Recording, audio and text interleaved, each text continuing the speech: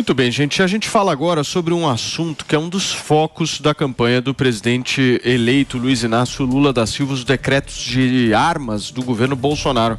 Ontem a equipe de segurança da equipe de transição comandada por um dos cotados para assumir o Ministério da Justiça, Flávio Dino, disse que decretos de Bolsonaro serão revogados. A gente vai até Brasília conversar um pouquinho com o Bruno Pinheiro, que vai detalhar essa fala desse ministeriável, certo, Bruno? Porque o Flávio Dino ainda não é o ministro da Justiça.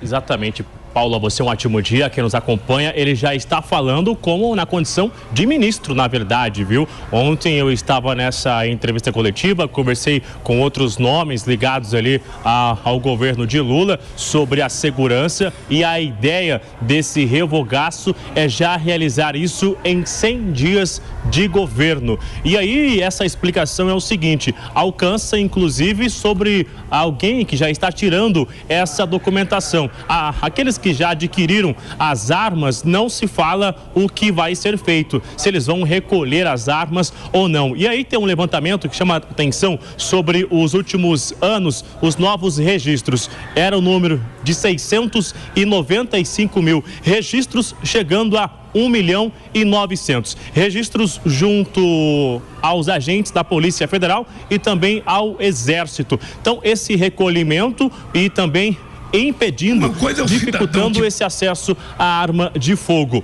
Então, só para a gente entender, e já vou ser rápido finalizando, é que eles dizem que vão revogar com essa autoridade do presidente da República em autorizar, e quando Lula assumir na autoridade de presidente da República, ele vai revogar, isso de imediato. Além disso, o outro revogaço também esperado em 100 dias de governo é o revogaço sobre o sigilo de 100 anos. De outro lado, eu conversei com aliados do atual presidente Jair Bolsonaro, que me reafirmaram a redução sobre roubos e homicídios também, quando as pessoas acabaram acessando armas de fogo. Vale ressaltar que não é de forma ilegal. As pessoas que acessaram, que adquiriram essas armas, são armas que são registradas, que são documentadas junto ao Exército ou a Polícia Federal. Só para finalizar agora sim, a última informação que essa reunião do senador Flávio Dino, ontem também já se fala sobre dividir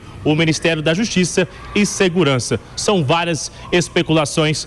A gente continua acompanhando essas reuniões aqui na capital federal sobre essa equipe de Lula, dessa chegada do seu governo. É isso, Paulo. Maravilha, Brunão. Bruno Pinheiro, diretamente de Brasília, participando mais uma vez aqui do Morning Show e trazendo detalhes sobre essa possível revogação de decretos que facilitam o acesso ao porte e posse também de armas aqui no país. Certo, Paulinha? Certo. Eu vou ser muito sincero aqui com vocês. Não sei você, meu querido Felipe Campos, mas eu não entendo nada de armas. Absolutamente nada. Eu quero que vocês possam me explicar. Meu querido Mastro, vou passar a palavra para você. O que muda efetivamente? Então vamos imaginar que, beleza, o Flávio Dino vai lá assumir, o Lula, 1º de janeiro está lá e tal, ele vai lá e revoga tudo. O que muda na prática? Me explica. Primeiro, a gente precisa entender o contexto que isso foi feito no Brasil e o que eles estão querendo mudar agora. O Bolsonaro, ele passou um decreto, ele sancionou um decreto que permite o posse de armas, tá? E não o porte. Você não pode portar no dia a dia, exceto se você estiver a caminho do clube de tiros. Bom, isso é um ponto. Um dado que a gente deve considerar, que é um dado real, é que a violência, a taxa de homicídio, foi a menor registrada dos últimos 10 anos. E isso se deve ao armamento da população civil. Os crimes tendem a diminuir. Por quê? Se o ladrão sabe que você está desarmado na sua casa, você é uma presa completamente fácil para ele. Ele vai entrar lá porque ele sabe que você não resistirá e que ele não enfrentará nenhuma dificuldade para avançar sobre sua casa, bater, judiar, matar e roubar. Se ele não sabe o que ele vai encontrar pela frente, isso acaba inibindo o crime. Então, nós tivemos redução de homicídios, redução de violência contra a mulher, redução de assalto, redução de assassinatos. E as armas registradas que foram envolvidas em algum tipo de criminalidade corresponde a menos 0,1%, menos de 0,1%, ou seja, quase nada. Eles usam uma narrativa de que o criminoso passou a se armar, a milícia passou a se armar com esse decreto, e isso não é verdade, porque as armas envolvidas em qualquer tipo de registro e ocorrência policial correspondem a menos de 0,1%. Agora, muito coincidentemente, quem está cotado para ser ministro da Justiça é o Flávio Dino. Quem é Flávio Dino? Flávio Dino, ele é do Partido Socialista, leia-se Partido Comunista. E nós temos grandes exemplos aqui na América Latina, vamos começar pelo mais famoso de todos, que é a Venezuela, que anterior à implantação de uma ditadura feita democraticamente, partindo do judiciário, partindo da Suprema Corte, que dissolveu o parlamento, calou a voz do povo e impôs a força policial sob a vontade do povo, houve um precedente de desarmamento civil. Por quê? Porque a população desarmada ela não conseguirá reagir ao governo, ainda que o governo esteja propondo absurdos ou fazendo absurdos contra a população. Então, a população do Brasil precisa estar muito atenta neste momento, porque todas as vezes que um desarmamento é proposto em uma sociedade, ele é precedente para um regime ditatorial, para que o Estado avance sobre os direitos da população. E isso nós já assistimos hoje em dia. Nós não podemos, de maneira alguma, aqui na Jovem Pan, fazer certos comentários, dizer certas palavras. Por quê? Porque as pessoas estão perdendo o direito. Nós, da comunicação, perdemos o direito à liberdade de expressão. As pessoas que estão na rua agora estão perdendo o direito à liberdade de manifestação. Então, é muito perigoso essa proposta de que o desarmamento civil inicie nos próximos 100 dias, nos primeiros 100 dias de governo. Eu acho que a população deve se alertar contra isso e deve tentar coibir, impedir que um socialista assuma o Ministério da Justiça e proponha esse tipo de desarmamento, porque ao final a gente já sabe, ou é uma Venezuela ou é uma Cuba, que as pessoas quando se revoltaram ano passado em Cuba, tiveram que usar pedras contra o governo. E todas, não sobrou um, todas foram condenadas a mais de 15 anos, algumas 30 anos de prisão pelo regime cubano. Então, liberar as armas no Brasil é uma questão de segurança, não só para quem as porta, não só para quem tem em casa, mas para o regime democrático, para a manutenção da nossa democracia, visto os atentados que a nossa democracia tem sofrido pelos poderes constitucionais. E sobre essa questão aí envolvendo armas aqui no país, que foi uma das bandeiras do presidente da República durante a campanha de 2018, que ele colocou em prática. Isso foi um tema que ele batalhou bastante aí nesses 4 anos. Eu pelo menos vi um engajamento muito grande da base dele e dele. Você tem arma, Curumim? Eu não tenho, graças a Deus. Não? Tô precisando, né? Agora você tem cara ameaça de morte. Você tem cara de Tô precisando. Cara que... Você tem cara que... Não é legítima defesa que eles falam? Defesa pessoal, não é isso? Você tá precisando? Não, eu recebi ameaça, inclusive processei já. Mas é o amor dos bolsonaristas. Mas o que você acha dessa história da revogação? Porque o Mastro explicou direitinho pra gente o que acontece e tal, mas do ponto de vista político, você não acha que vai ter uma reação muito forte aí da direita? Eu acho que vai ter desses mesmos que estão em porta de quartel aí, cumprindo o seu papel de estar em porta de quartel, enquanto outros cumprem um papel de tomar vinhozinho no seu apartamento nos Jardins. Mas eu acho que essas pessoas vão continuar esperneando, vão continuar gritando, vão continuar falando, e tudo bem, é do jogo, é do rito democrático, faz parte. Discordar é legal. Ser conservador é legítimo, ser liberal é legítimo. O que não pode é ser golpista. Isso não é legítimo, isso não é legal, nem passar pano para a ruptura institucional. Mas vamos lá, eu queria trazer aqui um dado a respeito disso importante, do Instituto do IPEA, né? Que é a época do Estatuto de Desarmamento, que foi em 2003, chamado Menos Armas, Menos Crimes, de 2012. Que ele mostra justamente a importância do Estatuto do Desarmamento, que entrou em vigor no ano de 2003, para a redução dos homicídios no Brasil. Essa pesquisa ela se baseia em dados do Estado de São Paulo, que é a entidade mais populosa da União, onde o número de homicídios, vejam bem, diminuiu 60,1% de 2001 a 2007. Ou seja, foi o Estatuto de Desarmamento, o número de homicídios no Brasil reduziu em 60%. Isso nunca aconteceu na história da República, da monarquia, na história do Brasil. Ao passo que outros tipos de delito aumentaram. Delitos que não empregam o uso de arma de fogo, delitos menos violentos. E aí é um retrato do Brasil, mas tem uma série de países, os Estados Unidos, vide a pressão que está tendo lá, inclusive, de setores do Partido Republicano. Os democratas já são quase consenso, e também tem setores do Partido Republicano que querem estreitar o acesso ao porte, à posse de armas de fogo pela população por conta dos homicídios, por conta das agressões, por conta das violências. Só o fato de você estar portando no coldre uma arma de fogo de um restaurante, por exemplo, você está intimidando as pessoas. Então vive um clima de tensão, um clima de violência, um clima totalmente pesado. A solução para a segurança pública não é armar todo mundo, colocar a arma na mão de todo mundo. A solução da segurança pública, primeiro, passa pela educação, é o primeiro ponto. Educação vai sanar essa questão. E o segundo ponto é fortalecer as nossas polícias, fortalecer com tecnologia, fortalecer com aumento de remuneração, com aumento salarial, respeitar